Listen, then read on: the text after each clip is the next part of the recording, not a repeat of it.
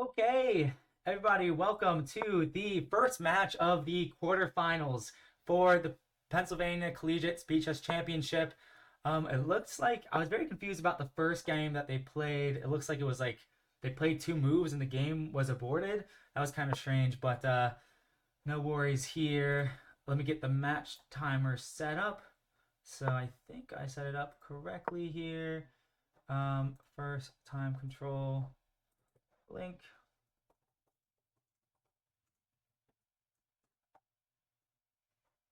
Perfect. Alrighty. So let's see. So this is the top seed, Jeffrey from Temple University, rated 2577 as of now, as at this moment, and Avery, the number 8 seed, 2133. So we saw Avery in his first game have a pretty convincing win. Um, Almost adopting his opponent, getting 10 straight wins, but the Bomb Cloud did not pull through this time. What in the world is happening in this opening? So let me rewind real quick. And let me turn down the desktop audio. I think it's a little bit too loud.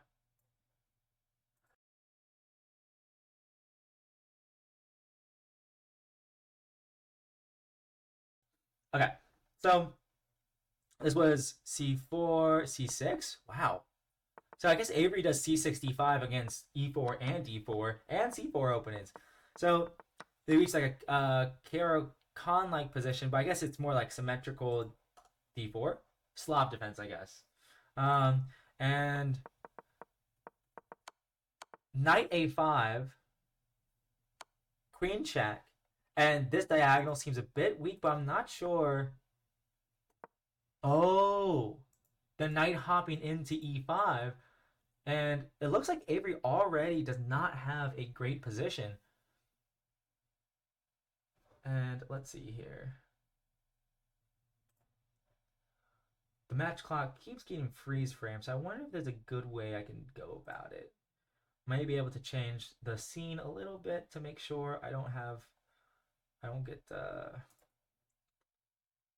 see.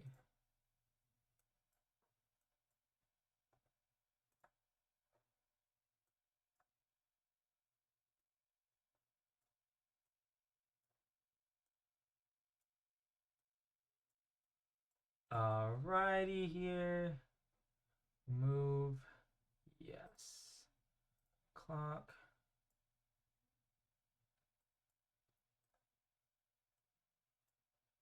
Okay. There you go. So now I've updated the match clock, so hopefully it doesn't get freeze framed. I think I'm good. I think it's not going to get freeze framed. Wow. Back here, knight up.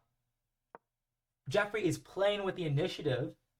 Um, I guess you have to go knight b7 here. Is there really anything else? I guess knight forward, but you just lose a pawn that way.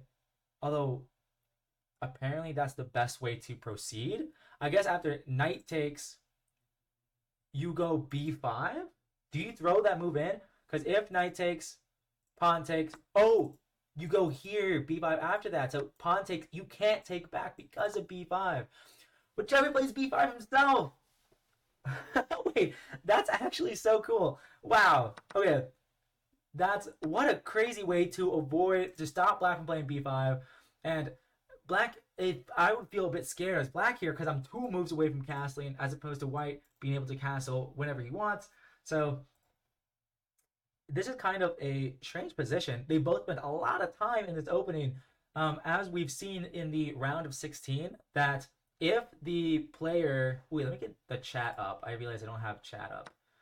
If the lower rated player doesn't get a move on very quickly, then oftentimes they get blown away. And Avery was the higher rated player in his first matchup, but now he is the lower rated player. So I'd be interested to see how much it changes. And were there any moves here? He took on e5. You do have this discovered check, but then knight back, and you just lost a piece. So Jeffrey took, and we still have this. Wow, closing it up. He decides this diagonal is too weak to leave open. He decides the diagonal is too weak to keep open, so Avery shuts it down. I assume just keep it simple and castle. Oh, take the pawn. The pawn was hanging, and now you're threatening this to win this pawn. So I expect bishop d6 here to stop bishop c7, or that too. That also makes a lot of sense as well. Gaining a tempo. I assume bishop d6 now? Or do you want to keep pieces on the board? Oh wait, no, bishop d6. You do hang the pawn, attacking the rook, but you do win the pawn back on g2. So Avery has a huge decision to make. Um, Whoa. I was not expecting that move. Oh, the eval bar is on. I guess I can turn that off. So let's turn that off there. King f2. Oh, that's the idea. Avery had the idea of going there here, so to stop white from castling, but the bishop kind of looks a bit off off center or something. Wow. Neither side castling here. Do we go to two castles now? He's preparing a3. Oh, I see. Avery had the threat of bishop a3, so Jeffrey defended. Both feeling very strong right now. And I guess, was that pawn hanging? It wasn't. It was hanging. Now, he could take, but g2 hangs. So Jeffrey defends g2. Tempo on the queen. Queen e2. Tempo taking the initiative. And now castling. So Jeffrey had no opportunity to take on g2, really. And now we reach this position. Okay. Both of them playing very high level chess here. Very, very cool to see. But, oh my gosh. Avery is down on time. 2 minutes. 2 minutes down on time. And the game, we basically are just out of the opening. So Avery is playing really well, but white has this humongous, can play e4 at some point. I'm not sure when you want to play e4 or, h4, or like, I'm not sure when you want to start pushing your pawns, but I think white has a lot of flexibility in his structure. So I would be kind of scared as black because it looks like white has options. While black structure is mostly, for the most part, like basically set. He could try to go for some h5, for some f6, e5 stuff, but it's not the most clear. And let's see here. Let me just say, let me refresh this. I gotta make sure the stream is working properly. Or, h4, or like, I'm not sure when you want to start pushing your pawns. Testing. I think white has a lot of flexibility in his structure. It's working just properly. Perfect. I would be kind of scared of black because it looks like white has options. Black structure properties. No. For the most part, like basically. Looks like. He could try to go for some h5, for some f6, e5 stuff, but it's not the most clear. And let's see here. Mono. There you go. Okay. Let me refresh this. I gotta make sure the stream. All right, cool. I think the stream is working a bit better now. Although, wait, there's the echo of the stream, so let me close. Okay. Perfect. Okay. So, Avery holding on, moving more quickly now. Oh man, I went all the way to the beginning. Okay. King e2. Man. That is so... like, what a crazy move. Jeffrey trading the heavy pieces here, just being like, I'm a pawn up. Like, prove you're not worse here. Still trying to play this pawn up endgame. Wow, what a cool... you cannot trade queens because this pawn will be undefendable. And Jeffrey is just in now. He didn't... Now he's starting to take the pawn. He didn't... He's trying to trade queens here. He gets the queen trade. And is in this endgame now where I assume, yeah, king over. He's going to hit the bishop out. Although it's not so easy. How are you going to move the knight and defend this? I don't think Jeffrey is trying to, but you got these connected passed pawns in the center of the board. Jeffrey or Avery has to create counterplay, has to create a passed pawn on the other side of the board, but it just seems a bit too slow here. It's very unclear how you're not quick enough with your kingside pawns here. So Oh, yeah. The pawns are just promoting. Or is it? um, ooh, knight f6 here. Being killer. Killer here. Wow, Jeffrey limiting counterplay by trading queens and everything like that. Oh, yeah. That's just promotion. Wow. Wow. Okay, so Jeffrey takes a lead early on. Naturally. Um, and I don't want to say that was a smooth game. It was well, but it sort of was. Like it was a complicated opening, and Jeffrey just got up a pawn and traded queens at all costs, and then won the game from there. Like go trading off heavy pieces and trading off queens. Very pragmatic. I think that's the right word for Jeffrey's play in that first game.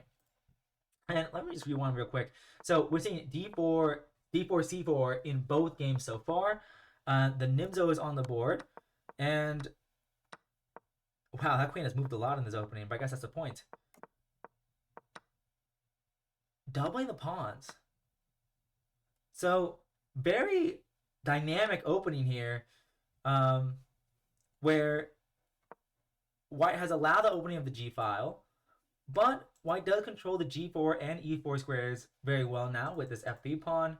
So it's not yet to be seen. You do not want to accept the queen trade, or you do not want him to take you. You have to trade queens though, and then move your bishop somewhere. But black does, or white does have the two bishops, which is seems like a pretty good advantage here. Um, there's the pin here, so you could double up, double black's own pawns now, just like you have your own double pawns. But you could keep the game symmetrical, but then you don't have your two bishops. So, um, I feel like I feel like do you go? I don't know where you put the bishop. Honestly, I do not know where you put the bishop. The knights are kind of menacing in this position, but I assume at some point Avery's gonna try to kick the knight out. Well, I guess he can't now.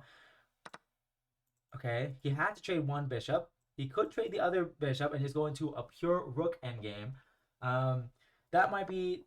That's probably you probably want to do that if you don't plan on trying to go for the win. If you're trying to go straight to the draw, Avery centralizes a rook. Seems like a very good choice, probably. And if Jeffrey doubles, I assume I'm on the most recent move, right? Yes, I am. I assume Jeffrey's just going to go rook cd8, and after trades, Avery would go rook c1 and take the other open file since there's two of them. But it gets kind of complicated because both rooks go on the second. What he takes, it goes knight d5. Ooh. Blocking the rook's infiltration and controlling the only, that's kind of tough to say. That was a very interesting decision because e4 does kick the knight out, but the knight has a great outpost on f4 though. That's very amazing. Idea by Jeffrey to try to reroute the knight, but it can't easily be attacked. Jeffrey could go for the knight and bishop trade and then plant his rook on c2. He gets the open file first, but is it really winning? Probably not, because white can also just put a rook on black's second rank and go from there. So not very clear if there's a huge advantage, but Jeffrey does not seem like he's in any trouble though. This is a very the 2-on-2 and the 4-on-4 and the just one rook each makes it a pretty draw-ish endgame. But Jeffrey does not go for the immediate trade. Very interesting. And he's keeping it in his back pocket. He's just changing the move order, seeing like, hey, Avery, are you gonna mess up here? Are you gonna let yourself Jeffrey as a high rate person? He's probably gonna play out these endgames. He's gonna play out these endgames to see if Avery's gonna fumble anywhere. But it looks like the position is roughly in the balance here, so which is good news.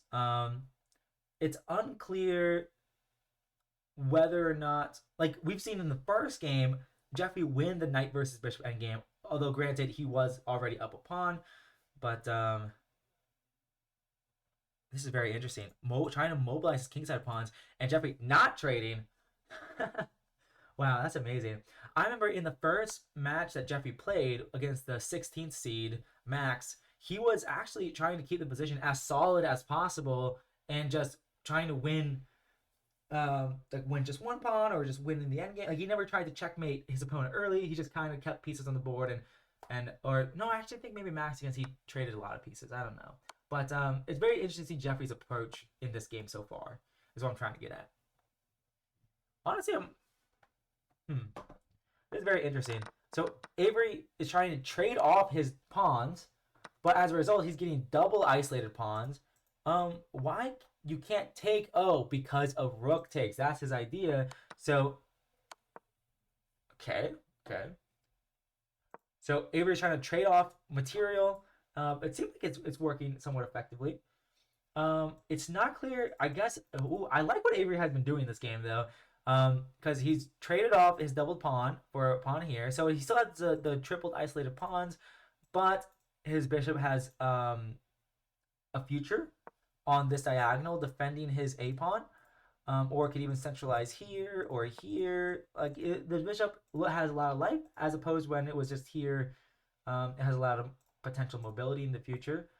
I okay targeting the pawn, but it's defended as of now. You could go for some tricks here, like if the rook is here, then you could take takes and takes, but he just pushes. I assume bishop e7 now, targeting the knight. Okay, the knight doesn't have that many squares to go. It's oh, I love the geometry of these positions where when the knight's here, it's two diagonal squares away. It's like 4 moves away from hitting anything. Like that's one of my little like things in my head that tickles my brain that like allows me to remember. Oh wait, okay. This reminds me to know that the knight is very far away from forking any of my pieces. So okay, he just takes the pawn. Ooh, for an attack. Oh, I love that idea. And now bishop c5. So is he just straight up? Avery's just straight up a pawn and up outside past pawn. If Avery can trade rooks, is he just winning here? Okay, you can't go here because that would be a horrible blunder. But I think that's very good. I think it's very good. Jeffrey keeping it complicated. You could go back. You could go back to b7 right now. I wonder if he's ever going to consider that. Go back to b7, attack this. He does not go for it yet. You could go for the endgame trade, but it's most likely drawn. So Avery's going to try to squeeze a win out of here. Only so he's not risking anything in this position, other than potentially flagging. But he seems like he's. Oh no. Okay, wait. He still holds on to his extra pawn, so he can play this position out for a decent while longer. There are still 27 minutes left. Oh, I love the way I got the timer because it's not freeze framing anymore. But yeah, so it looks like Avery is going to hang on to this pawn and play this position for a while longer. He's up 2 pawns now. Wow. Up 2 pawns. So this is actually just should be winning. Like if let's instant rewind a little bit. Jeffrey just absentmindedly, for almost no reason at all, just he didn't have to do that. He could have played h5. He could have played king up a move. He did not need to give away his g pawn or his h pawn like that. So now Avery's up 2 pawns, and yeah, he's gonna be trying to find a way to break through here. This should be winning when you're up 2 pawns, but it's very, very difficult. I'm not sure the best way to proceed. Perhaps a rook move. Wow, a rook move. So he's playing rook h6, trying to get h4 in to trade off this last pawn. Jeffrey's still trying to be a little bit tricky here. I think you go h4 anyways, probably. And then if check, then back, attacking the rook, and you're still fine. So I assume you still go h4. Avery still has over a minute on the clock, so I do not expect a flagging. He's a very good, fast player, so I don't expect him to make any bad decisions here and take too long on the clock. He does not go for it though. He doesn't go for the critical move. I wonder if it's good. Maybe it's not good to go here. How bad is it? Oh, whoops. Wait. Oh, he played it now. But do you? How are you going to hang on to both pawns? You can't hang on to both pawns, can you? Rook f8 loses this. So which pawn is Avery going to keep? The outside pass pawn, but it's a rook pawn. So if you want to keep your winning chances, you gotta give up the rook pawn to keep this pawn and try to continue winning. Repeat once and then go rook f8, or rook c7, or rook f7. I mean, I wonder actually the best way. Like, how do you try to keep your winning chances alive? Do not repeat moves here. You're not risking anything, right? Unless you believe it's a true draw and you want to move to the next game. He does give up the other pawn, and now he's gonna push p down the board and try to win this position. Although apparently, but it's still looks like it's gonna be a classic whatchamacallit, Philidor type of position. So despite Avery's best efforts, I don't think he's gonna get a win out of this one. He was very close to, but it just doesn't look like it's it. He's also low on time as well. So, but I doubt he's gonna blunder anything. Yep, just keep work checking, and yeah, gonna be a draw from here. Jeffrey giving him opportunities to mess up. Amazing. Not much you can do in this position. Just don't flag. Just do not flag. Jeffrey, I'm sure, understands that this position should be a draw. So, okay. Not much to see here. Okay. King c7. Okay, it's a draw. That must be a disappointing result for Avery, but at the same time, it's a rook endgame. And you know, it's really hard to make progress there, especially with Jeffrey being so quick and being up on the clock there. So, no harm, no foul here. Is this another? This one's just a regular Caro-Kann game. The double bishops. So very interesting. Jeffrey played c4 on move 1 in the first game with white, and now he's playing e4 on the first move, and now they're getting Caro-Kann. Very normal Caro-Kann game. Knight back here. Very interesting. Knight back. Where is this knight going? Is he preparing e5? Is that the idea? b5, clamping down on the light squares, and is the idea that at some point you want to go there? I'm not sure. a3, very solid structure. No minority attack here because of the bishop on d3. But I wonder if Avery's going to try to get something going here. b4. Oh, nice. Takes. Nice. This very positionally, I always love it when white allows me to. Very critical move there. Very nice find by Avery. Just go, wait a second. Just b4. And sure enough, he does it and gets his position. He's got the gun. He's got Aliokin's gun. Or Aliokin's gun. Depends on who you ask how to pronounce it. And he's going to try to plant a knight here, but Avery's going to try to plant a knight here, but Jeffrey is controlling that square pretty nice, and trying to target the backwards pawn, but Jeffrey's defending. So Jeffrey's definitely worse in this opening because black still has light square bishops. Oh man, whenever I play the Caro-Kann, it feels so nice when my opponent gives up their light square bishop and then for a knight, and I still have my light square bishop. It feels dope. I feel like a boss. I feel very powerful. Although, of course, it's not always good. Wow, that's just a pawn. Yeah, that's a pin. Jeffrey, trying to make it complicated. You gotta be careful of the f7 pawn. So do you go g6 or do you just go h7? Both are probably fine. But if he goes on h7, this might feel kind of loose because the knight and queen both hang on it, but I think it should be fine. He goes forward instead. Wow. Going forward instead, giving the pawn back to relieve some pressure off this, I guess. trading off the bishop. I wonder, he didn't have to do that. I wonder what made him inclined to do that. You do have the d5 square for your pieces now, but I don't think that's very relevant at the moment. I guess he felt like in this position he could try to win this, but I'm not liking this as much as before. If we guys go back here, I wonder, like, bishop h7, concretely, I guess he didn't like this pressure on f7. That's my guess, but I'm not sure. Okay, trade of rooks, and white has this protected pass pawn if they go c5. And there's this knight on the rim here. Yeah, I think you have to go knight b6 now, because if you can't, white won't allow the knight to go back at all. So I assume c5 and knight d5. Ooh, wait. c5 allows the knight to go to d5, and that looks like a very, very nice outpost. So I'm actually not sure if Jeffrey's gonna do that. It feels like a pretty committal move to do. So yeah, tough to say. Tough to say. It looks like we still have approximately 19 minutes left of the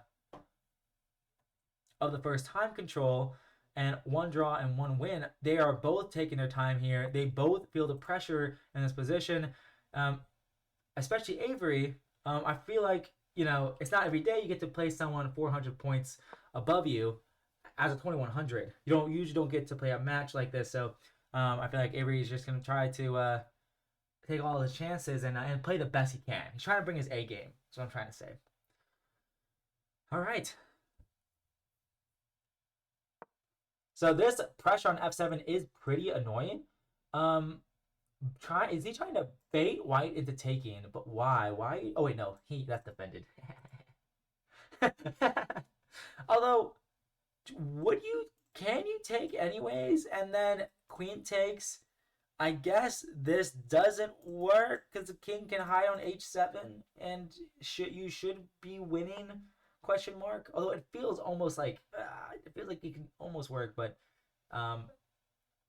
Jeffrey is not gonna make any faulty sacrifices, most likely.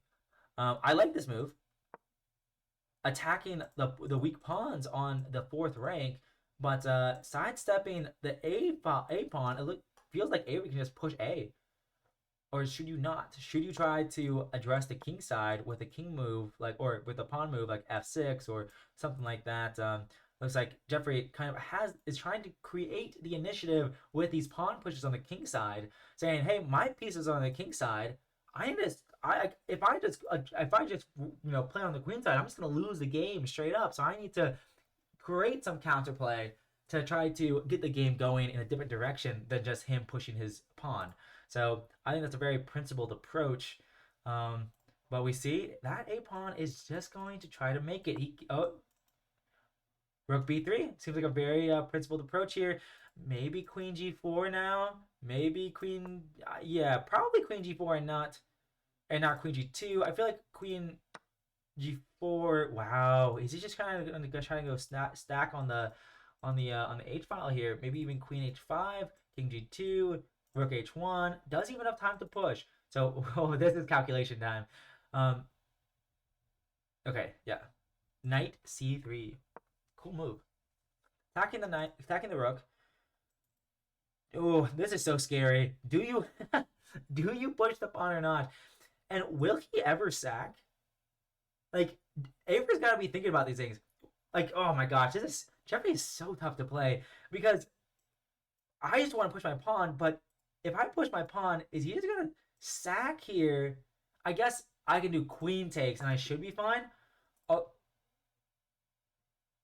queen move and knight to f6. Queen move and knight to f6, right? Knight g4, knight f6. And actually, how is black holding here? Wow. So I wonder what he was afraid of. Was he afraid of g6 by white himself, removing the defender of e6, and white is getting into black's camp, and the king is very weak? Maybe that's what he was afraid of. But whoa, whoa! Okay. Jeffrey's like, oh, whoa, that was a loud clap. Sorry about that. That was a loud clap. But Jeffrey's like, I'm going all in here. And ooh, okay. Well, it was still defended. The king looks so weak here. I like connected past pawns in the center, but black is down a piece, or sorry, white is down a piece. If we go back here for a second, queen d6, according to the engine, was the move. I have no idea. I cannot explain. Oh, to get the rook in on e7, maybe. So Jeffrey had to approach it a little bit differently, but same idea, same idea. So how is Avery going to deal with this? Knight d5 being one way to cover the e7 square. Probably that's the move we're going to see Avery play, but he's got 44 seconds on the clock. He does not have enough time to decide, or not that much time to decide here. He needs to play knight d5, but he has to calculate rook e5, and is he going to survive? Knight e5, knight d5, rook e5. Do you go for a rook check? And up here, it feels like this knight's going to start hanging. Do you go here and try to checkmate white's king? I feel like it's probably the right approach. No, he goes here instead. I like this approach a lot. But, so the knight goes here, and the knight can always defend the a-pawn, but can the queen slide into b4 at some point and attack both the knight and the pawn? But the queen should be able to defend everything. So I'm liking Avery's decision here. That's why it doesn't work. Jeffrey finding the critical continuation, being like, hey, that doesn't work because I got connected past pawns and you can't stop it. Wow, that is dramatic. Oh, that's disgusting. That's disgusting. Wow. Wow, okay. Jesus, dude. Jeffrey not letting go of that position. Objectively, not good. Not a good position, but he found the way forward. We're seeing Jeffrey get these bad positions. Avery is able to get Jeffrey in bad positions, but Jeffrey's just not letting go. He's not letting go, and he's saving these half points. Not even saving these half points, saving full points. He's turning these losses into wins, being very tenacious and very tough to deal with. So, oh man, as Avery, I feel like I would be I don't know if I would be optimistic or kind of depressed by the fact that I wasn't able to convert that position. Although it's really complicated, especially with White's connected past pawns in that game that just finished. So I wouldn't be too hard on myself. And plus, Avery does not have enough time to check the clock or anything. Oh, my laptop's almost dead. I should charge my laptop. Okay, perfect. Watch my laptop die in the middle of the stream. That would suck. I'm gonna jinx myself. Okay. Perfect. Good. Awesome. It's charging now. So we saved ourselves from disaster. 12 minutes left of the match clock left. What's happening here? Okay, let's rewind here. So exchange Slav again. Like very symmetrical. We get the first imbalance. And now it's back. We see, ooh, wow. Avery having the a bigger center, but the doubled pawns and an isolated pawn at that too. Wow. Okay. He has a big decision to make. Do you take and go straight into this endgame? He's been losing these endgames. It feels like you don't have. I don't like how White's position looks after all these trades, because takes, and now he's playing b4. He does not go for the trade though. I think that's probably the right decision, but I'm not sure. Oh, shoot! That's a rook. That's a rook. Oh my gosh. Yeah, Avery cannot be happy about that. He's really trying to fight back, but Jeffrey is being such a tough opponent here. He's 2,500 for a reason. So that is really tough to see. Jeffrey, you can see he's playing at his level, and I feel like we have not seen we're seeing different openings from both players here. I feel like he hasn't taken like this before. A4. This kind of reminds me of some like Scandinavian positions, but I get but this pawn has already been traded. So, anyways, now back to e5, f3, e4. Wow, f3, e4 is a very cool positional thing. White's big center seems really nice. Bishop e2 and castles, and then, or do you even castle or just go g4 h4 just for the heck of it? Wow. Good question. What do you do here? I assume you try to play for a pawn break. Do you try to go for e5? Do you try to play for c5? What are you trying to achieve in this position? I'm not sure. Here, e5 with tempo and then f4? I don't know. But if you do push your pawn to e5, it does leave a big hole and for a big hole on d5 and a backwards pawn. But the pros of it is that you gain all that space. So now I assume e5 now. No. f4. Wow. So how do you progress? Okay, I like that. Centralizing your rook, but he has a very solid setup here. It feels like Jeffrey doesn't have that many weaknesses in his position. Centralize your rook, maybe move the queen off the same file as as your opponent's rook. It's not so simple. Not so simple for black to try to break through the structure. Yeah, I feel like you have to go for a pawn break eventually, but um, he could throw in this move e5, and that's what he does. E5, getting the connect four, winning the game on the spot, but e5, and then do you take first or you take here? It's I don't know, but either way, oh yeah, I think you have to take in between.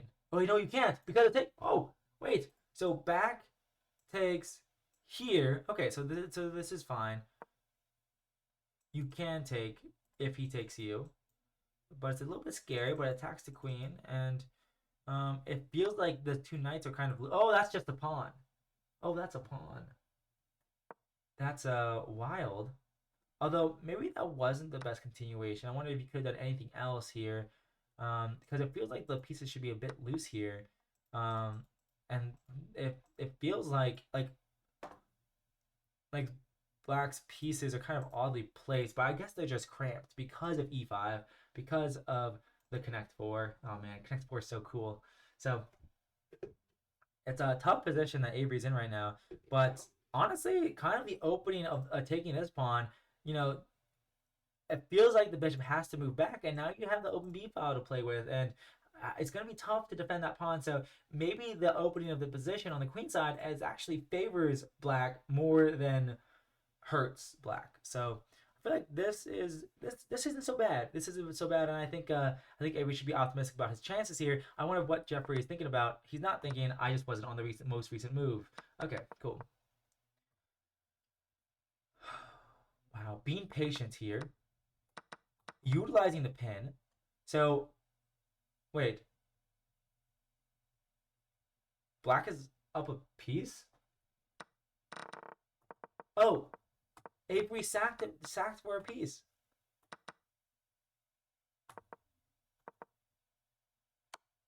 Ooh, wow. Okay. So takes, I assume take with check. Probably take with check, right? Take with check. And giving up the bishop here, attacking this twice. So I assume you have to take this bishop with check. After takes, then do you take the other bishop, or do you take here, but then you lose this? So, oh, two pieces for the rook here. Okay, got it. Everything feels a little bit loose here. I'd be kind of scared. Oh, wait. Ooh, that was a good in between move to kind of add another defender to your knight, but this rook is not. It could be under fire with the pin here. Um, but oh man, Jeffrey's still up on the clock here. A minute up on the clock. Wow, Jeffrey playing at a very high level.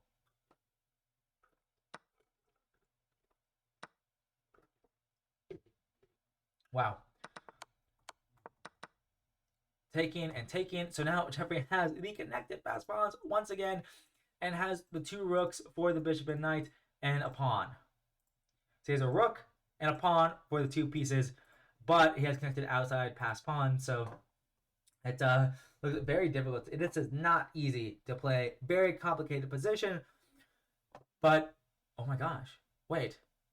If the queen moves, isn't that, how is that not mate? Oh, I was like, dude, how is this not mate?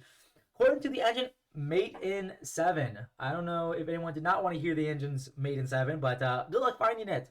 Find it with a minute and 40 on the clock. I can't. Well, I haven't tried. But I assume it's some sort of combination. Like, do you go crazy and sack your rook here? No. You try to control these squares and maybe f5? Probably not. g6. How do you get to the king? How do you get to the king? Can you move the knight here? Knight c4, knight e5. Really trying to go back with the king? Ooh, that's a nice move by Jeffrey. h4 to go back to h3 here and defend himself. He doesn't have enough time to mobilize his pawns yet, but he's trying to get there. This is not, I think, Avery very much so would have preferred a checkmate by now.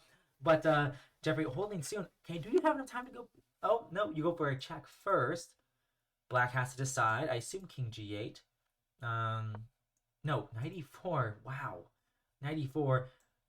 You still can't go here because of the rook. So I wonder what Avery's idea is.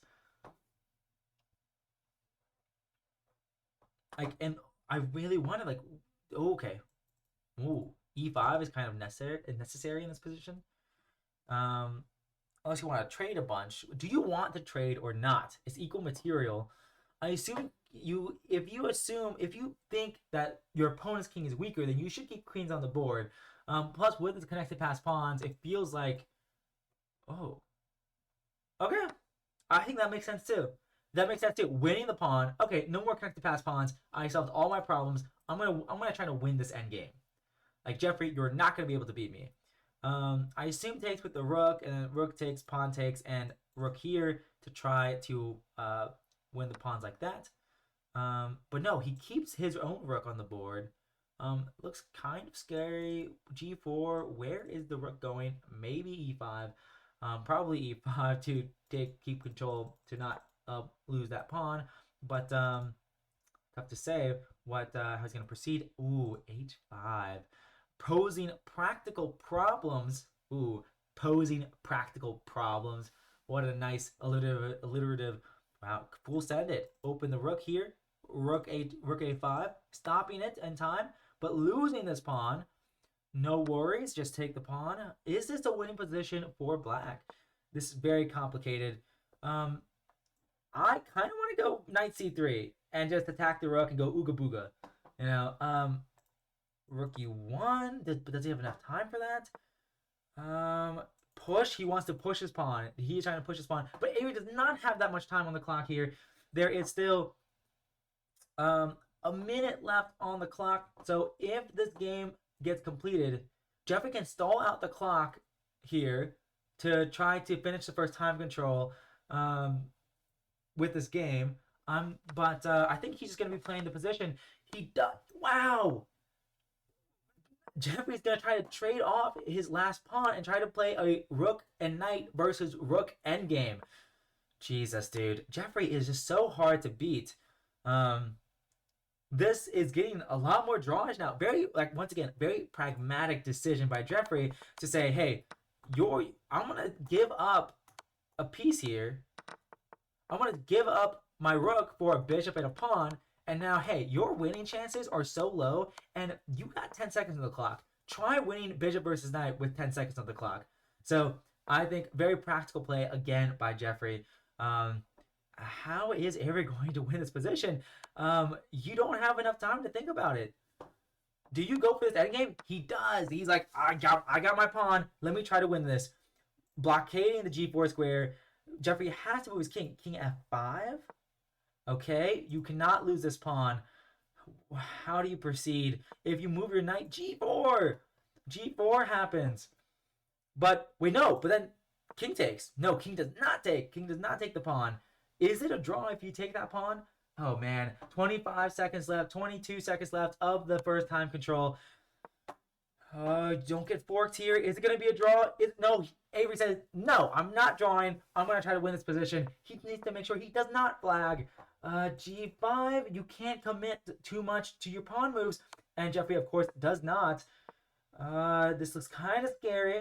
This looks kind of scary. Okay, how do you win? How do you win this endgame? Jeffrey has so much more time on the clock than Avery here. This is going to be such a pain to try to win. He's moved his king away from the edge of the board, so it's trying to centralize his king to some extent. Okay. I'm liking what I'm seeing so far. Where's the breakthrough? Where's the breakthrough? That's it. He's got his king it, and he's doing it. He's doing it. Oh my gosh. Okay, well once this game is over, we're gonna talk to the players real quick. Man, what a crazy position. And Jeffrey should be winning here. Oh, nice decision by Jeffrey. Is this a draw? Wait, I actually don't know. This should be winning, right? But how? How is this winning? Okay, rerouting the knight like this and getting the pawn forward. Wow. Okay, let me mute my mic here.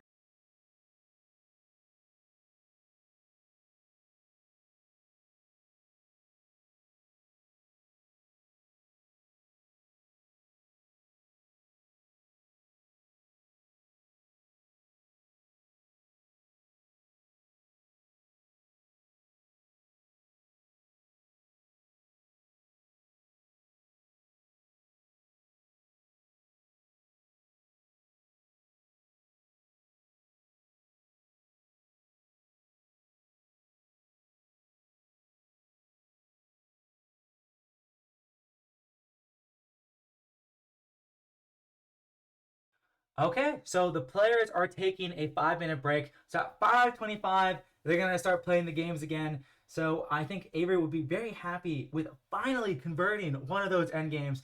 I wonder what the players are gonna be looking at now. Like I guess they're gonna be looking at the openings and trying to figure out where they went wrong. I don't know who has won the opening battle so far. I feel like Jeffrey has been getting great positions out of the opening. I feel like in the Slav exchange, off the top of my head, off memory, I think Jeffrey has been getting good positions there. But I just make sure my mic was muted in the call. um, so although I feel like Jeffrey should be happier with his opening so far, but I'm not sure. I'm not sure. In the end games, I'm sure Jeffrey is very happy with his play. He wasn't able to stop Avery from winning this one, but Avery had to really grind out the win. Jeffrey was not folding, and in the other two end games where Avery feels like Avery had the advantage, was winning in them. Jeffrey was able to hold his ground and not fold at all. So, whew, man. But good result for Avery to finally get on the board there and fight back, not letting Jeffrey roll through. So good to get an early win in the first time control. Second time control, of course, is 3+1. So we'll see who it favors more. I feel like Jeffrey is a very quick player, so the shorter the time control, it probably favors him even more. So I guess we'll leave it at that. So 5:25 is when the games will resume. So I'm going to take a quick break myself, and I'm excited for the next time control. Alrighty.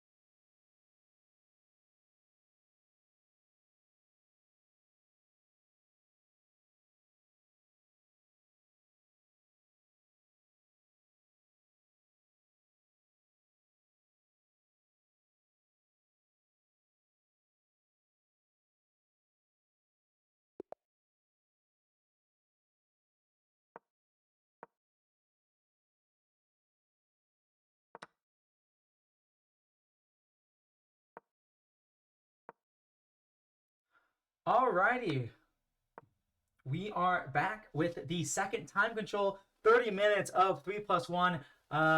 So we see on the board here. This is the Queen's Gambit accepted. I don't feel like Jeffrey was not playing this in the first time control. So I think Jeffrey's trying to change it up, make sure Avery won't catch him on anything.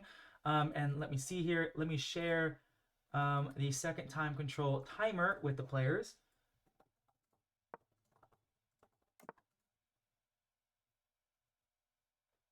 And let me also share it get it on the screen here. So let's see here. And let's see here. Perfect. Awesome. So now the second time control timer should be on the screen. Perfect. What is happening in this game? So Queen's Gambit accepted, and we see this advanced d5 pawn. I'm kind of surprised. I guess the idea is that white cannot go e4. I've never seen a position like this before, but white cannot go e4 or should not because of knight f4. So kind of an interesting idea. I like this opening. Although, wow, really controlling the f4 square. Yep, plants it there. But meanwhile, Avery with the white pieces here is advancing his queenside pawns. Wow, b6, pawn sacrificed, and then going knight b5 after. So very surprising here.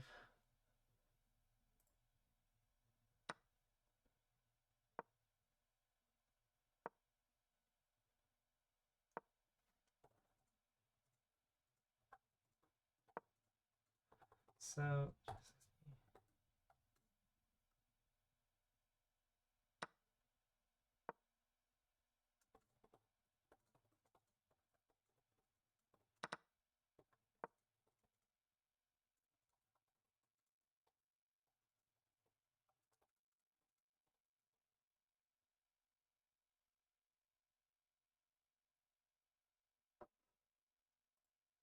okay, perfect.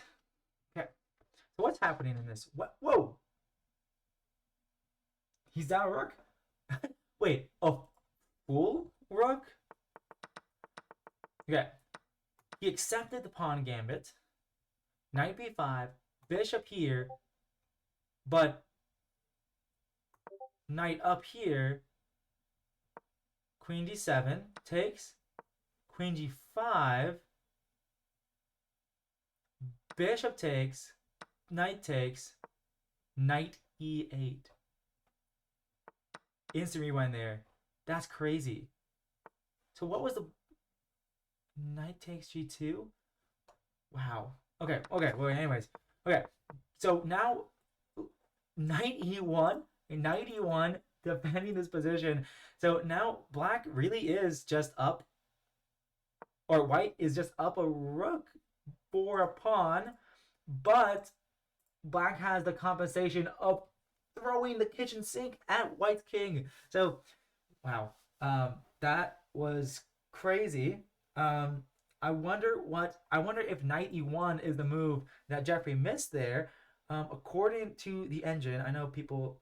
I'm not good enough to find it without the engine. According to the engine, I don't know how this works, but knight takes g2 first, king takes check, and then I guess taking the knight on f3 like this. So sacking the knight to get it back with a weaker king like this was the correct way to proceed. You just move ordered it, and so I guess it was a move order thing that Jeffrey missed. Okay, but now Jeffrey still trying to attack the heck out of him. Wait, knight? Was this mate? Am I? Oh no. Oh, it's not mate. King g1. Wait, no, you can't go king g1. No, it's. Oh my god. Avery didn't see the threat. The threat that the bishop, the sniper bishop, cutting off the king, making that mate soon. How is this not just checkmate? Wait, knight? it's black's move. White's move. Whoops. It's white to move. That's why. That is why. Okay. I was like, why isn't Jeffrey checkmating him? Yeah. You have to sack the queen, and oh my gosh, Jeffrey just setting up that checkmate trap. I wonder what the best way to proceed, because Avery just made an unassuming queen move, not seeing the threat of mate. So very sad to see here. Playing the two knights. All right. Actually, I love playing against the two knights. Yep, I love these two knights positions as well. So I think very solid. Um, Not going for any early b5 and queen c7, but queen c7 and probably playing b5 at some point. Okay. Yep. Very standard two knights position. The fianchetto setup. You can get really interesting attacking positions with the two knights with black. So I actually really like it when my opponents play the two knights. Although it depends on how they play. So I assume knight d5. Knight d5. Do you go rook here? No, he goes back. Trying to keep the d file open for maybe a rook or something like that. I like that idea. I like that idea a lot. a6 to preparing c5. I also like that. So I really like the way that Avery's playing here. I assume you centralize the rook first, although centralizing that rook first is a bit weird to me. But maybe white just clamps down and say you're never doing a pawn break on the side of the board ever again.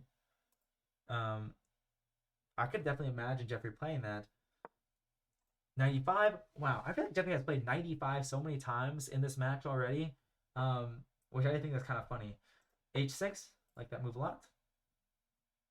Alrighty. Bishop on G3 setting up discoveries looks pretty annoying. I wonder if we're ever going to see knight back or bishop back to D6. No, C5. Let's go. Let's go. So bishop takes, I presume. Not sure. Queen takes could also make sense, but either way, I think no, b4 doesn't make any sense because it drops pawn. But maybe that's why he took with the queen, because b4 drops the pawn. I'm not sure. Oh no, he probably took with the queen because that would open up his king if he took with the bishop otherwise. That also makes a lot of sense. So let's see here. Let me also just share the stream with this.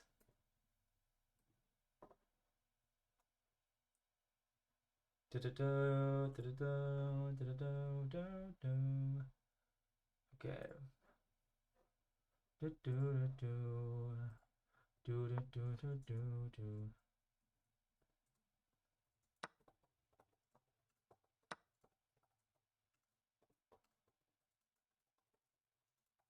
Bucknell. Perfect.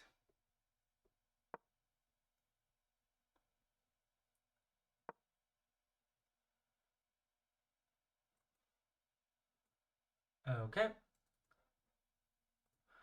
Cool.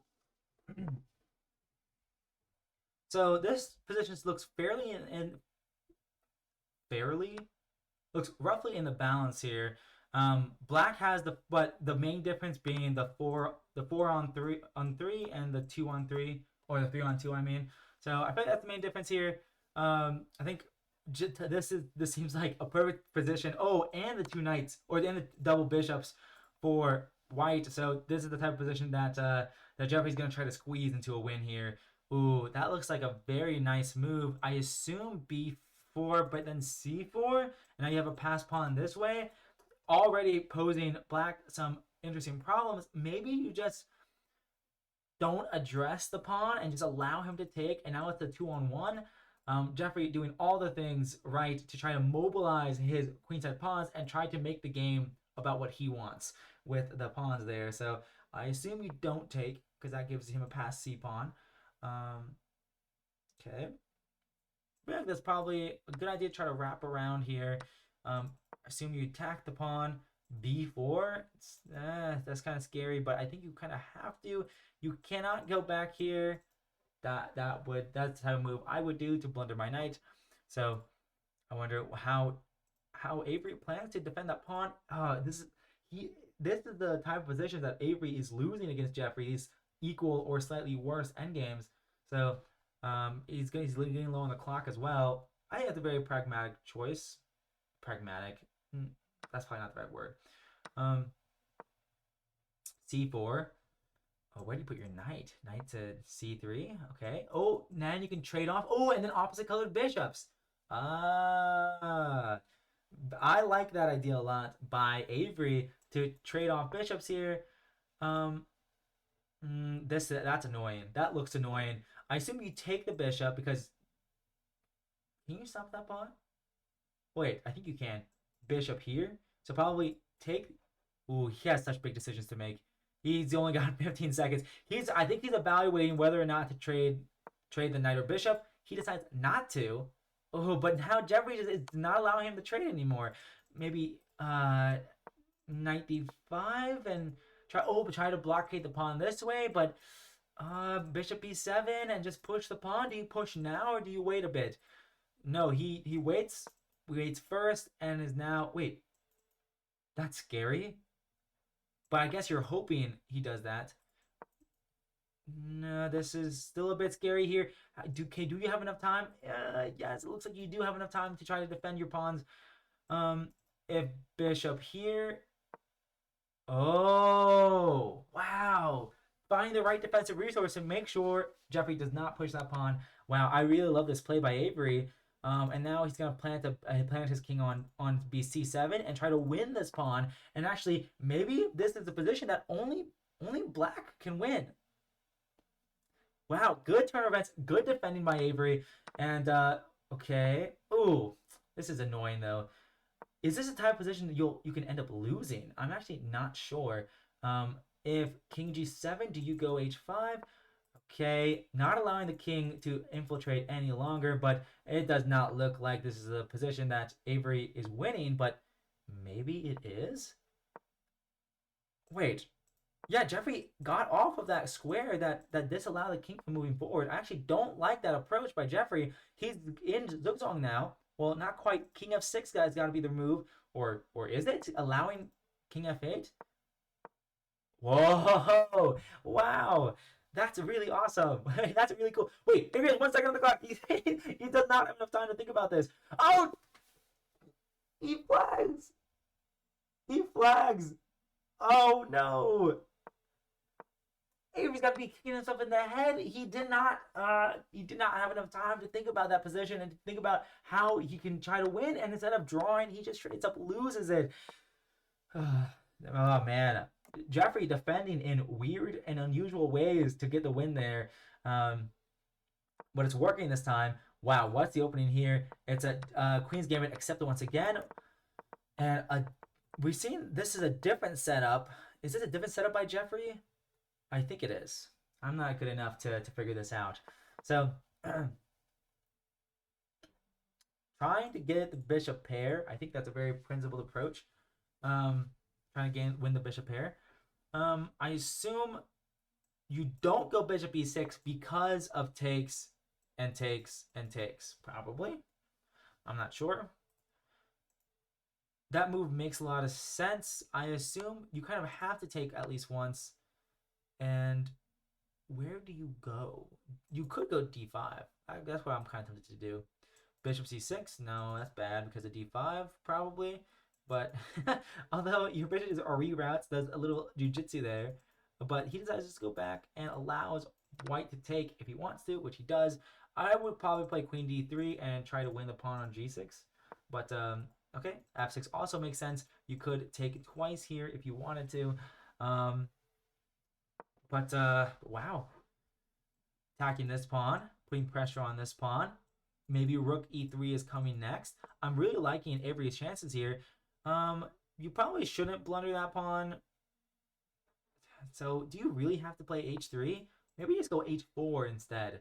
I wonder, is that a possible move? Yeah, h4 instead. Yeah, I think that's fine.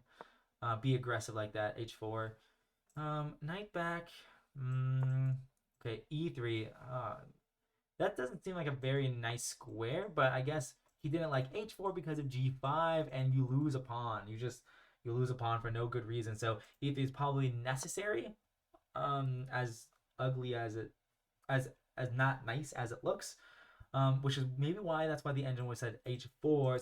So if knight h7, you just take on you just let black take, and you kind of fix his pawn structure like that. So okay, d5. I like it. I like it. So takes, and now attack on the queen there. I like that a lot. So seems like a good move. Do you go c5 and allow this pass pawn? Probably not.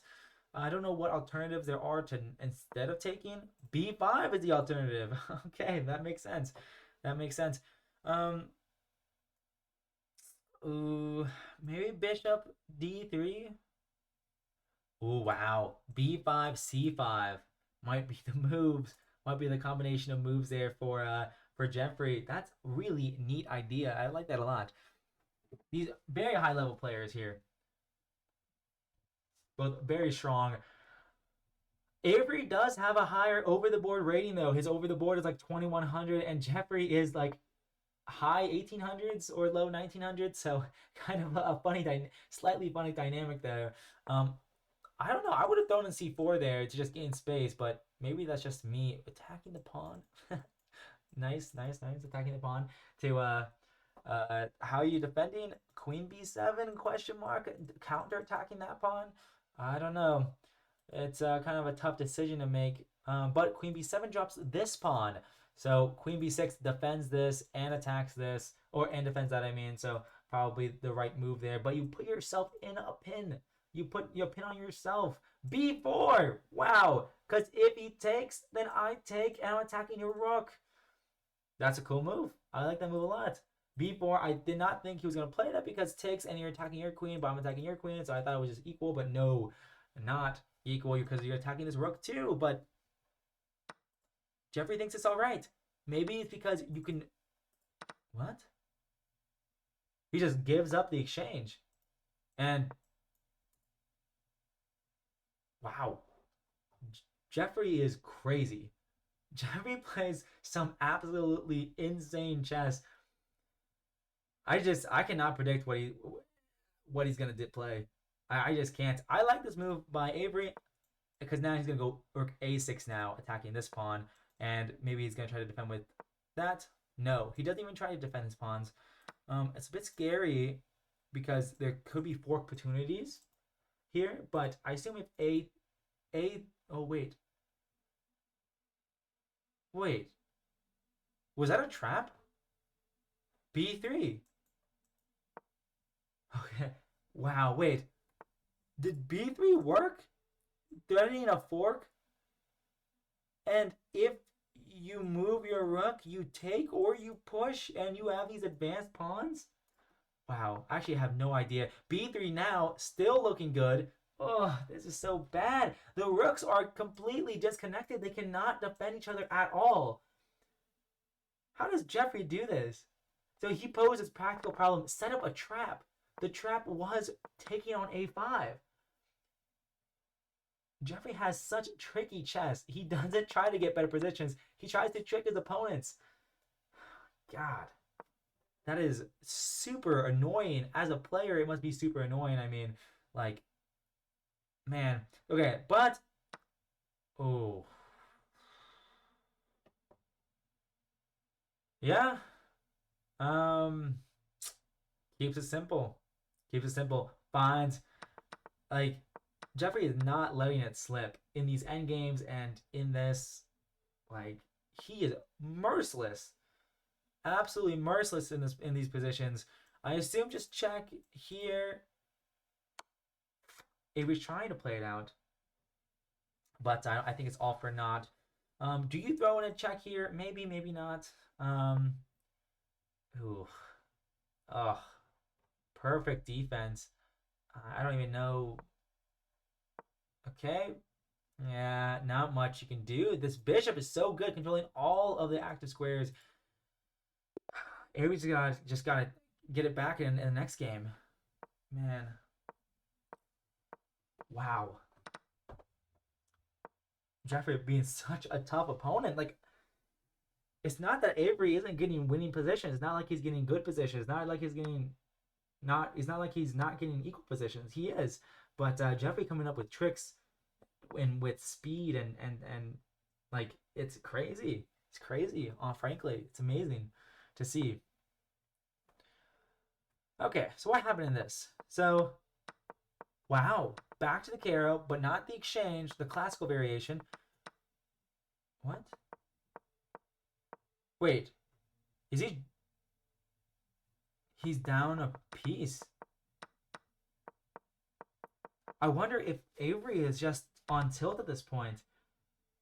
That is crazy to see. That I mean, he's just down a piece. I mean, that's that. There's like not much else to say here. We definitely might even just castle and allow e4 because rook e1, but he just goes to b5 instead. Man, it's really tough to see here. Jeffrey's just gonna trade all the pieces and be like, "Hey, I'm just up a piece, dog. Like, what are you going to do? I'm up a piece." So, it's kind of tough to just resign early. Like, but I don't think chances to win are very high here. So it's tough to say. Even yeah, he doesn't even take. That allows the rook to infiltrate. So I mean, he's just up a piece. Well, no, he does allow it now, but rook g1 maybe, rook d g1 maybe. No, h4. It's like I'm just gonna double my pawns, or I'm just gonna move on. Castles and then goes back is funny.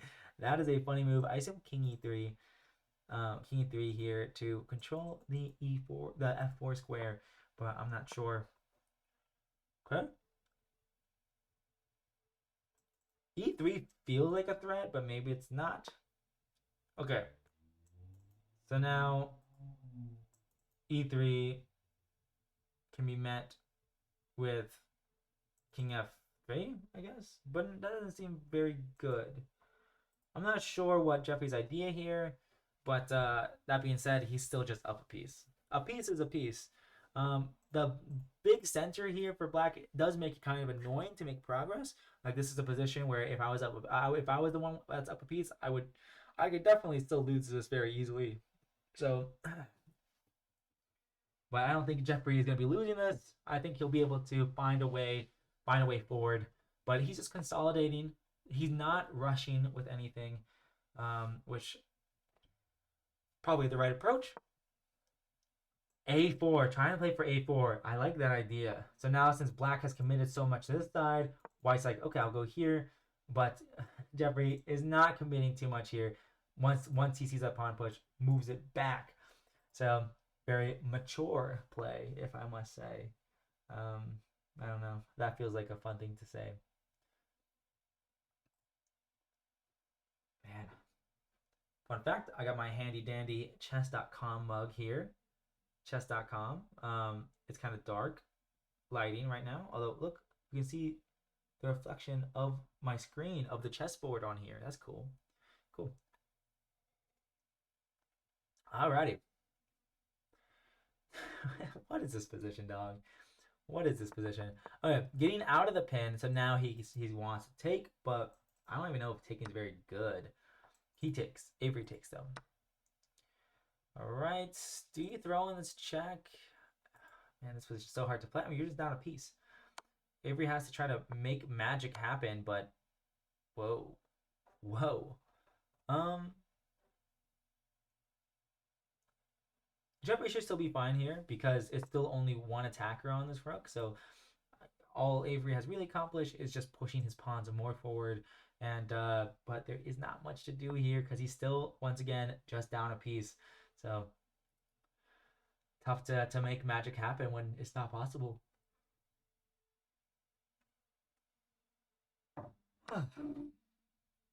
King takes. Down on the clock as well. Jeffrey playing so quickly. Really not letting anything happen here. Still only 5 minutes left of the second time control. So commanding a lead by Jeffrey. So, man, it feels it like the sense that I would feel in this in if I was playing this match is that I can't beat this guy. Like this guy is like just not losing. Like that's the feeling I would get if I was playing right now against Jeffrey, because Jeffrey just being so tough here. It reminds me a lot of, which match was it? I forget which match. Was it Harry versus Nick? Harry from Temple versus Nick from Shippensburg, where Harry was getting just horrible positions, but then not losing. Like, like it kind of reminds me of that. But you know, is what it is. Man, Jeffrey is just not giving Avery a break. Alrighty. If if if if Avery can take this last pawn or not this last pawn, then hey, it's a draw. But I don't think Jeffrey's not going to let him take this last pawn. Um, wait, why isn't this move winning? Bishop e3 and rook has to block. Okay, anyways, so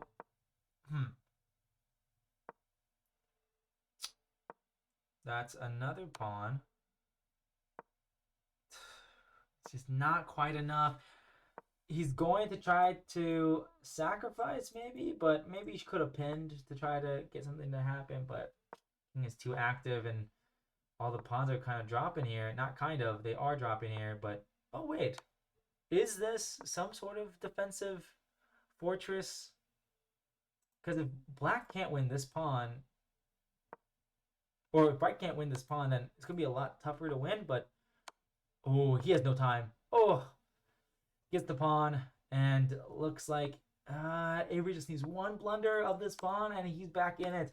Oh, that's not it. Okay, looks like there's going to be one more game of the second time control. Avery needs to fight back. If Avery wins this game, he's still mathematically in it, but it's going to be tough to say if he still can. It looks like Jeffrey has really been killing it in this 3+1 time control. In the 5+1, it felt like Avery had a lot more chances, but in 3+1, Jeffrey is just really way too strong in these games. So very tough to see. Very tough to see. All right, knight 95. Hey, Avery's the one playing it this time. That's an interesting way to trade the knight off. I've never seen someone play knight g4 to trade off the knight on e5 before. Wow. Okay. Oh yeah, I would love to. Did you have to go? I guess you have to go. I guess you could have gone f4. That's the one way to go about it, but queen here gets a little bit complicated. Where is the queen going? Well, anyways, or queen here, I guess, but okay. This happens instead. Ooh, I love this. Whenever I'm playing, I would love this. Um, this is the type of position I would get. This is a very Caro-like position. This is like playing the Caro-Kann with white, where black's the one with the open E, you have the open C, and then you're trying to get your knight planted on C5 or C4 if you're playing black. So it feels like you got everything right. You're doing the minority attack, the minority attack, the minority attack. Yippee, yippee, yippee. But wow, this position kind of looks good for white. The bishop is blunted. The bishop, I mean, it is. I think it definitely wants to be on this diagonal and not this one. That's for sure. But I think Avery is doing all the right things here, doubling up the rooks, trying to win this pawn. This is a backwards pawn. It's gonna be so hard to defend. Wow, doubling his pawns. Is he planning to queen trade in double pawns? That is a crazy approach to have. Oh, I see. Because you can't go rook d7 when you have, because he's going to go two rooks here. But reroute your knight. But where? To d5? Maybe? Oh, dude, what? Jeffrey, right there, so quickly with the counterplay. I don't even know if this is correct. now knight here or knight here to go to here. I assume knight b4. No, knight e4. Wow, but that's so many pawns though. I feel like you used to have an advantage. I feel like instead of well, what are you supposed to do? Because this pawn's dropping if you take, but maybe that's better. But then the pass pawn still happens. Jeffrey's always there with the counterplay. Oh my gosh, and that was he lost the. Oh wait, no. Is this a trade? Oh shoot. Wait, pawn down endgame? This cannot be okay. Oh, gosh. Jeffrey is such a tough opponent. And it looks like the second time control is over. So after this game is over, we're going to give the players an optional 5-minute break. So we'll see if the players take it this time or not. Amazing things. Looks like, it feels like, yeah, he's just going to go in there and gobble up the whole house. So not enough time to do anything.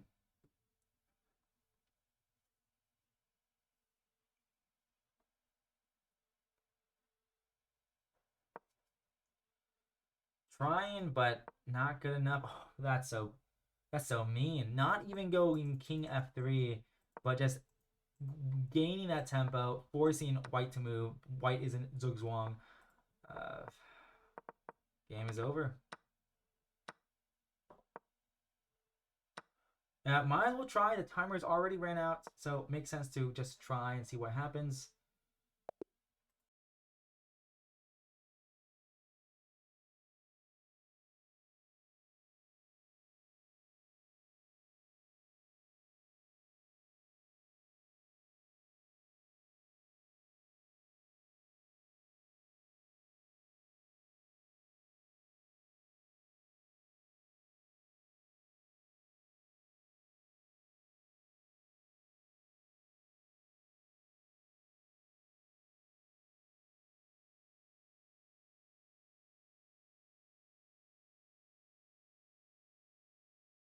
Alrighty. Hey yo, Foxtrot Oscar Golf. That is a crazy name. Oscar Golf. So you're really good at golf. You got an Oscar in golf, or what? But anyways, it looks like the players are taking a 5-minute break. So so yeah. So at 6:04, they're going to 6:04 Eastern Standard Time, I guess I should say. They're going to be coming back to play some more. So actually, let me make Avery's name a bit bigger. I don't know why it's actually significantly smaller. Let's transition now. It's about the same size, whatever. So let's go back through the games and see what's happening here. So I don't think Avery won a game in the 3+1, if I'm remembering correctly. But I think the opening change was pretty interesting, where Jeffrey was playing the Queen's Gambit accepted, when before I think he was playing like the exchange Slav. Although that might be with colors reversed. I don't remember.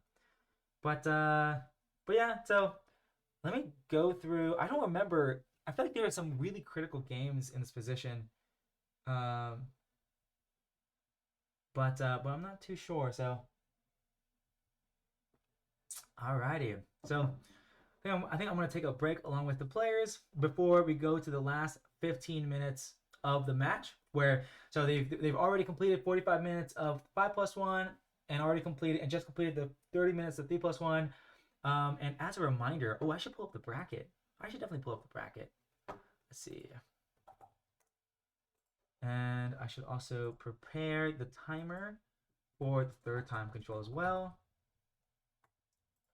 Let's go here and here and here and here. There you go.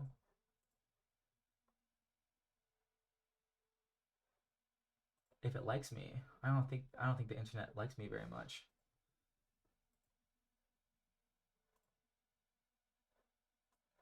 Alrighty.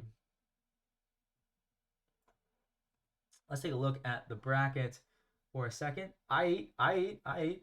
Let's um oh no, that's the match. What's this?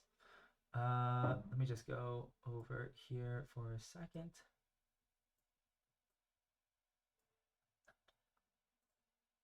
I guess I'm not taking a break with the players. I lied. Also, this stream is on a 30-second delay, by the way. At first, we had it on a 3-minute delay, but that was way too much. that was way too much. So this is the quarterfinals. So this is the first match of the quarterfinals. Jeffrey versus Avery.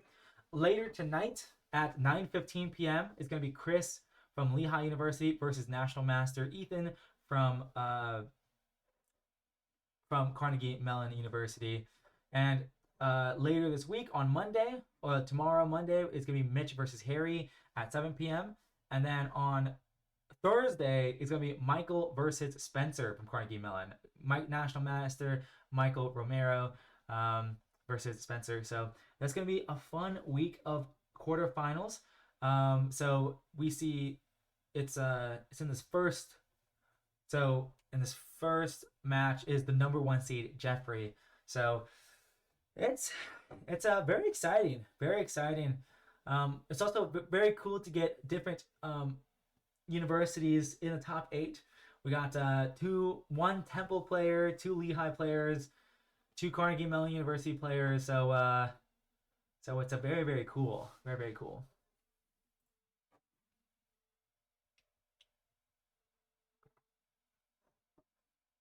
Alrighty. Foxtrot Oscar Golf. Are you a college student in PA at all? Or do you go to college somewhere else? Or are you not a college student at all? Ooh, I'm gonna break the table. Alrighty. My mic is on, right? Okay, good. Let me just go here.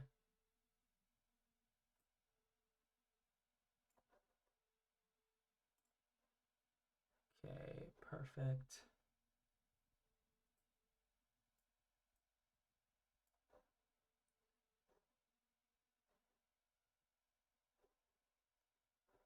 Okay, let me mute my mic here for a second.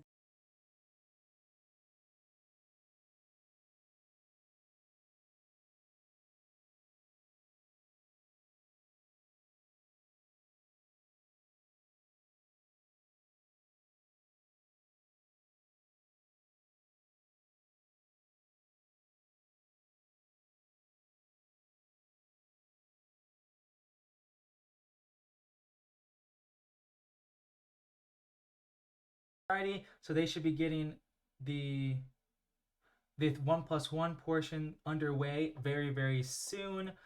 And let's see here.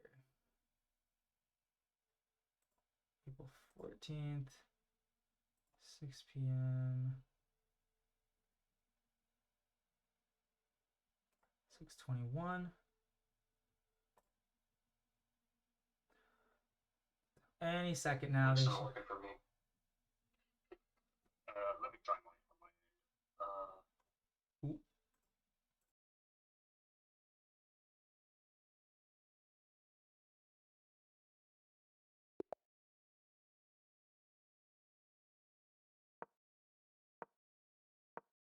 All right, perfect. Okay, I had to make sure the links work. College in Canada.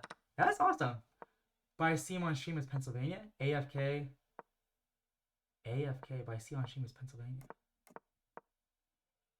Yes.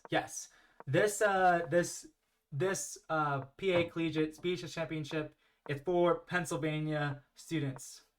So people who go to college in Pennsylvania. So this is the first time we're doing it, so it's pretty cool. Let's see. Where in Canada is your school? Is it near the big places like Toronto and Montreal, Quebec, like that, the eastern side of Canada? Or is it like, I don't know much about Canada. That's all I know. Toronto, Montreal, Quebec. That's it. So I don't know if I don't know how much, if there's a lot of other places in Canada that I should be aware of. Let's see here. So let me send this to the player. Third control timer. There you go.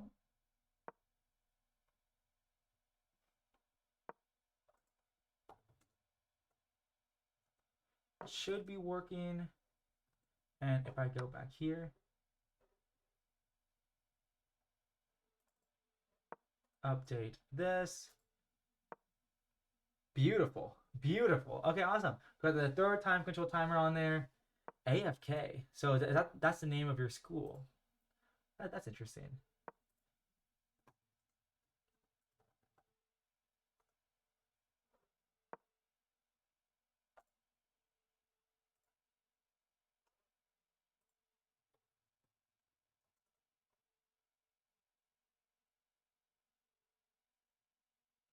Hmm. Alrighty. Okay, cool.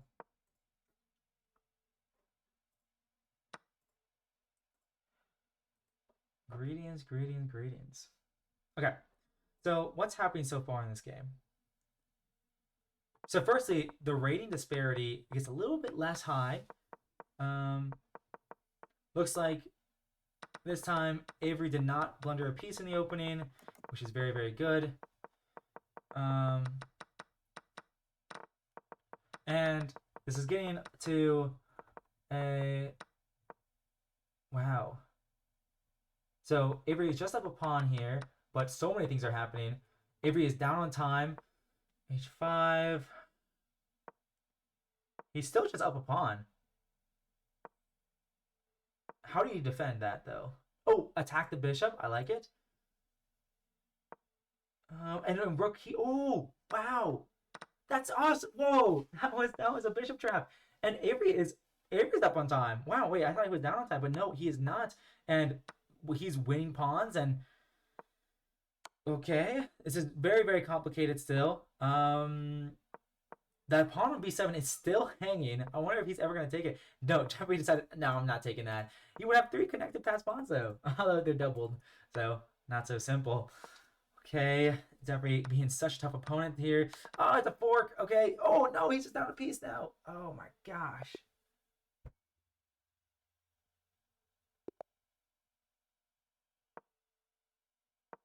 That was so dramatic.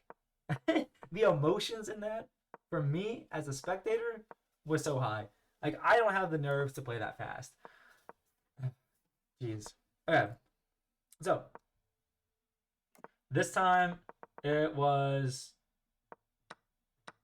an exchange variation of the Queen's Gambit. And there was just pretty standard position. F3. F3 again to go E4. Although I guess the first time we saw F3 and E4 was Jeffrey. Jeffrey was playing it, so.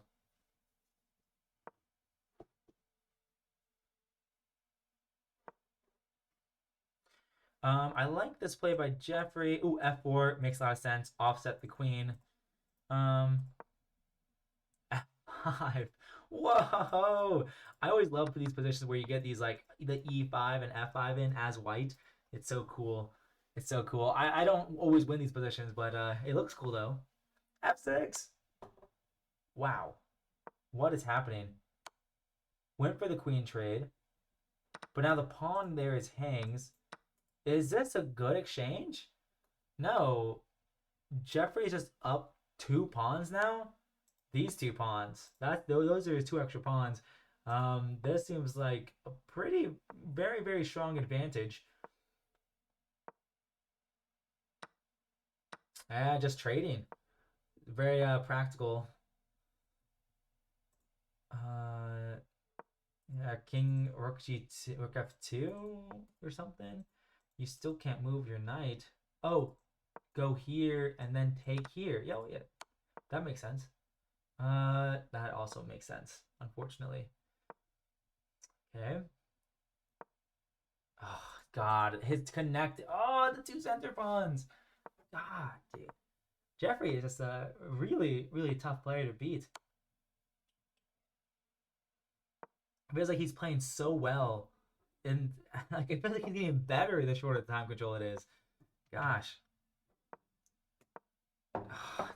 Dude, these pawns are insane. Oh, man. Very precise move there. Yeah, those pawns are just gonna roll, and there's literally nothing you can do. Okay, 9 minutes left. 9 minutes left of the last time control. Mathematically, unless Avery gets a bunch of checkmates in 7, I don't think he's gonna be winning this one. But hopefully, get some points on the board and gain some elo at least. No, I think he's probably not net positive in the blitz, but I'm not sure. I'm not sure actually. He might be net positive. All right. So this seemed like an exchange. 2 knights Caro. Yep. Yep. 2 knights Caro. Trying to prepare c5. He did it, and looks pretty nice. f3 was one. Maybe not forced is too strong of a word, but it feels like a nice position whenever like the dark squares are weak like this, and you force your opponent to play f3. So, okay, king h8. Okay, discovered attack on the queen, and maybe queen c2 in the future. Wait,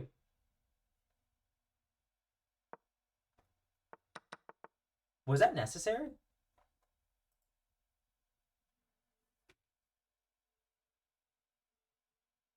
The queen is trapped.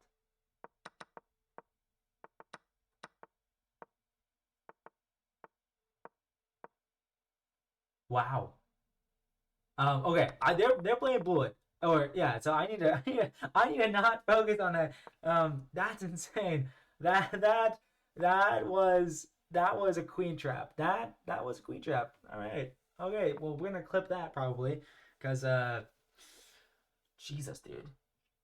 Oh my God. Okay.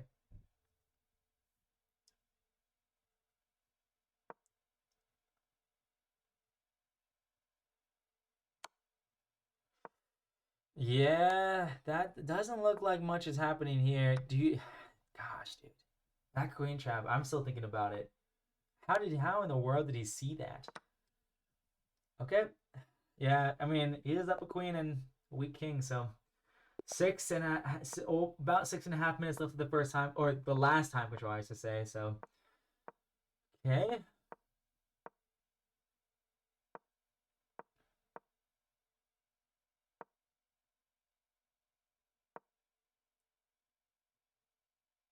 Probably queen c2, I imagine. Queen c2. And take 6. Probably. Wow. Gambiting the pawn? Why? I wonder why. Oh! Bullets. I would have gotten. I would have fallen for that. Okay. Wow. What a cool Slav like shop. Oh, this is a Cambridge Springs. Oh. Cambridge Springs. Um, maybe I should try to play this. I feel like I could get some people in Blitz with this, especially at my rating. Whoa, I like this idea by Avery a lot. By just like shutting down the bishop, by not allowing to c5 to ever be played. G6 makes sense. Although okay, pawn is pinned, I guess. You can never push, I guess, because of queen c7, which is kind of annoying. Oh, but he gets to trade in. He gets to trade in. Um, hmm. I maybe would have gone like e4, e5. Well, I guess you can't go e4 because of that.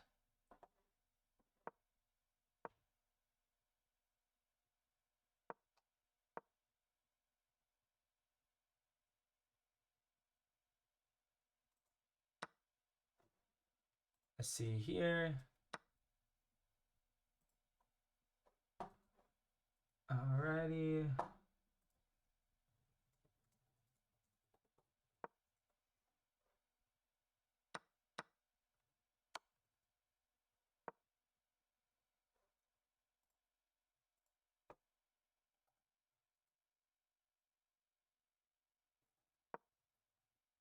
Is it this? Cool. Awesome. Good to delete people like that. Hey, Glenn. I'm doing good. I'm doing good. This has been a very entertaining match so far, and like some absolutely crazy game. Last game, Wikipedia, aka Jeffrey, had a crazy queen trap. So so very exciting chess, and Jeffrey is insane. Um, if you don't know, this is the quarterfinals of the first match of the quarterfinals for the PA Collegiate Speed Chess Championship. So the number one seed is taking on the number 8 seed right now, and looks like he's gonna force a draw here potentially, or just try to play for a win. Either way, I mean he is up a pawn, but it's gonna be very hard to win this. But yep, looks equal. Let's see here.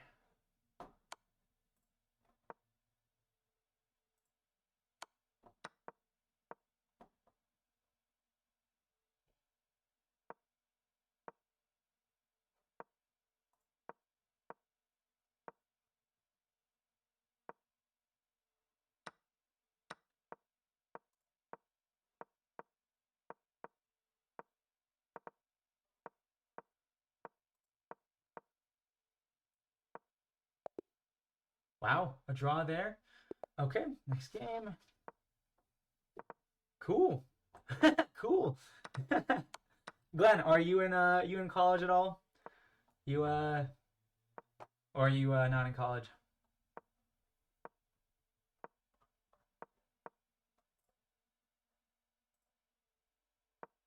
Someone added me in Discord and I don't know why. And I'm trying to find their message, but I think they maybe deleted it.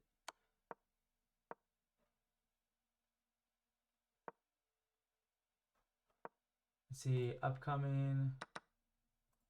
Okay.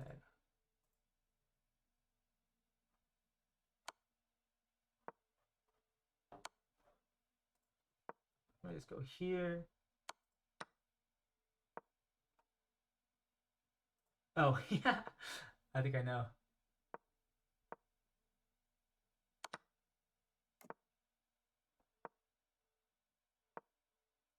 Wow. Okay, cool. Okay. I think I know why that happened. All right, cool. Let me focus back on the game here. So, equal possession again. Avery just got a draw. First point in a long time here. First point in a long time. But glad to see him back on the board. Getting some points. Match is almost over. Only a minute left. So, not much Avery can do other than keep trucking along and trying to win. Rook A7? Okay, not Rook A7. I would have played Rook A7 there. Oh, wait, but then he was starting in some sort of like Rook D3, I guess. Maybe that's why. But, alrighty. So he's up 2 pawns in this endgame. Jeffrey is, I should say. So not so, but it is opposite colored bishops, and it's not so easy to defend here. So, ooh, wait. Talk about defending. that pawn is indefendable, indefendable. But 2 pawns and none versus none. That looks pretty good. So I think Jeffrey will be able to squeeze the win out of here. He can also stall the match clock to make sure that another game is not played. So very cool. Or well, very well played by Jeffrey, I should say. Not a blowout though. I think Avery should be happy with himself with all the good positions he got, but I think he will be very disappointed in not being able to convert a lot of them. So I think he'll overall, I think, you know, he can't be too upset though because he was playing the top seed, someone who's 400 points for a higher rate than him. So I'm sure he understands. Although he just got up the bishop. he's Avery is just up a bishop now for some reason. The crazy thing is, I think White is still pushing for a win, which is the crazy part. Yeah, he's not gonna lose. All right. Well, once this game is over, I'm going to go ahead and talk to the players.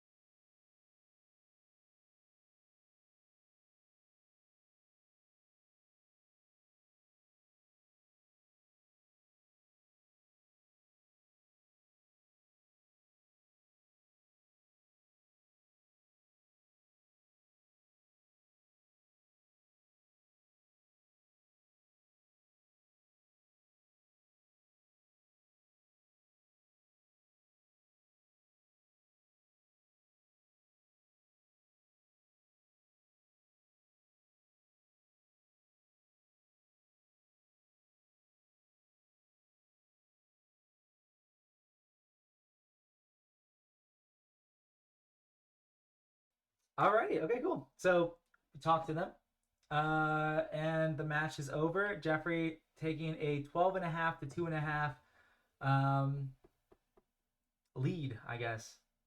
Winning the match 12.5 to 2.5, I should say. So definitely a very convincing score, I should say.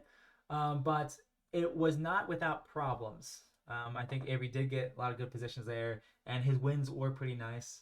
So, so let's see here. So let's take a look at the bracket before we end today's show, live stream, I should say. Can I just go? If I go to this screen, will it like me? No, it will not like me. Yeah, let me go to this one. Thank you for streaming.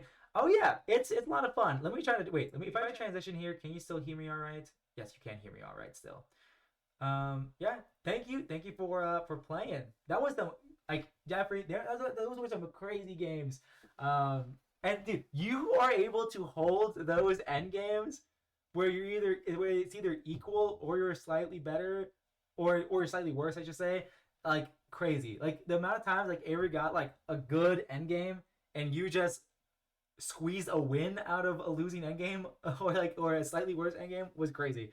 Um, I think that was kind of the most impressive part was that in the end game was where you were like squeezing a lot of these wins. So very impressive stuff. Wait, just take. I was a bit tilted while playing. That's funny. That's funny. Um, let's see. So yeah, the next match is Chris versus Ethan at 9:15 p.m. Tomorrow, I haven't. This hasn't been released on the Instagram yet, but tomorrow will be Mitch versus Harry from Temple. So I'm sure Jeffrey, you'll probably be taking a close look at that to see if your compatriots can take down the number 2 seed, which admittedly is a big ask. That is a big ask.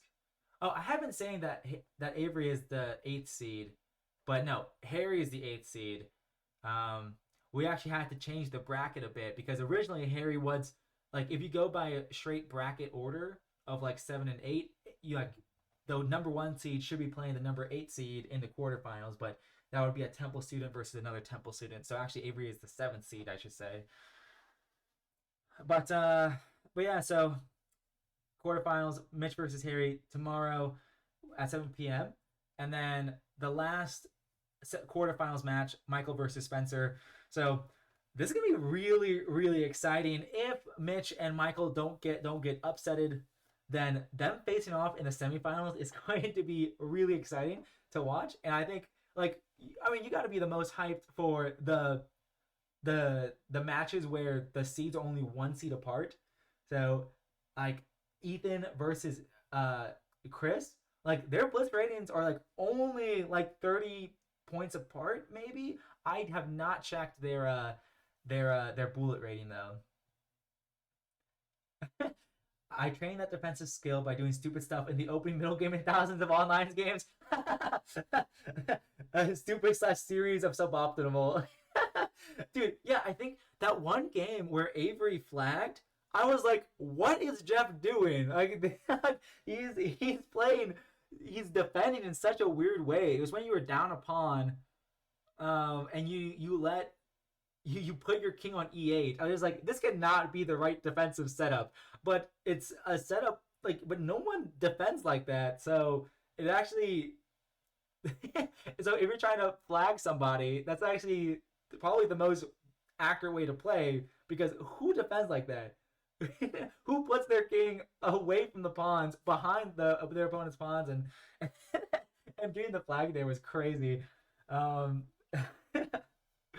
I will say. So we'll see what happens. So, so yeah, the losers of the quarterfinals, they're able to either win a platinum gold or platinum 1 month membership for themselves, or they're able to gift it to somebody else they choose. In the semifinals, the loser of the semifinals, they get to gift a 1 month diamond membership to anyone they choose, and the runner up gets to gift 2 months diamond membership to anyone they choose, and the finalists they win 3 months diamond membership and a plaque. So that's pretty cool. And probably in future seasons of the PA Collegiate Speedster Championship, that's probably when we're going to get some prize money, some epic prize money in here. So we'll have to see. Yes, and yeah, Jeffrey. Also, good note as well. Chris and Ethan's USCF ratings aren't that far apart. Um, Ethan is about 2200 USCF, and Chris is in high 2100s. Yeah. Or did Chris drop down to 2000s, or is he still 2100s? I think he might still be 2100s. I think that might have been a typo. Um, but it is like yeah, you basically that's a great point though, Jeff. Is that like you really can't script like how close Chris and Ethan are like this. Like I don't even know if they've played any head-to-head games against each other. I'd have to check the the USCF the backlog of USCF games and their online games and stuff to see if they played how many games they played. So I have no idea how their head-to-head is because sometimes you can have someone who's higher rated than you, but you can have a great score against them. So like we don't know how they play against each other is what I'm trying to say. So you actually checked, yeah, Jeff. You would be the ninth seed. That would be wild. That would be wild. He dropped a bit. Okay, okay, gotcha.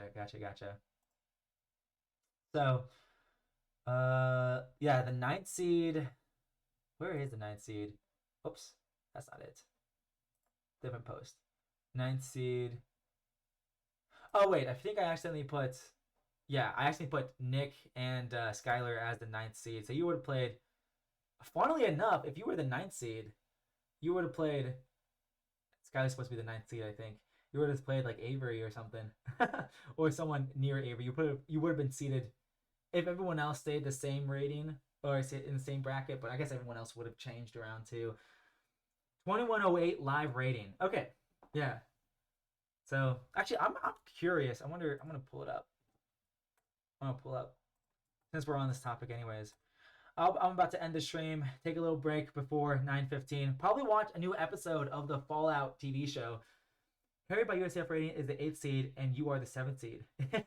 Yeah, that's crazy that I'm the seventh seed because I'm the 14th seed. I would have like doubled. My seeding would have been twice as high. 10th is Nick E. Okay. Wow. So Nick Evelyn would have been 10th. Wow, he's got to be the only person who is the exact same seed via Blitz rating and via online rating.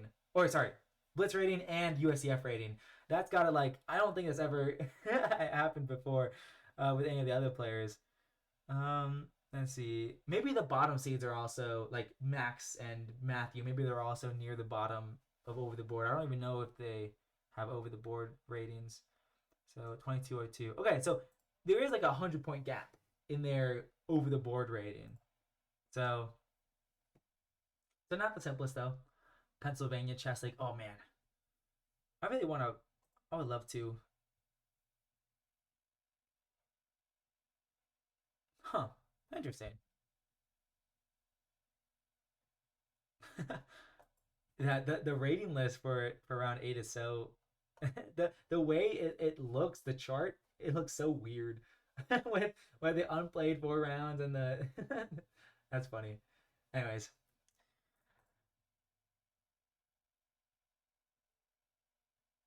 Oh, okay. So you want to avoid pairing people from the same school. I love how you did. How you already did the legwork to see how the pairings would be. That's funny. That's funny. Be me versus you and Harry versus Nick in the first round. That's funny. That's funny. Who would have? I would not have guessed that. Huh. Neat. Neat. Well, okay. So I guess I'll end the stream here. 9:15. We'll get the stream back online. I will be at a different location. I have done commentary at my girlfriend's house. I've done it at my apartment here.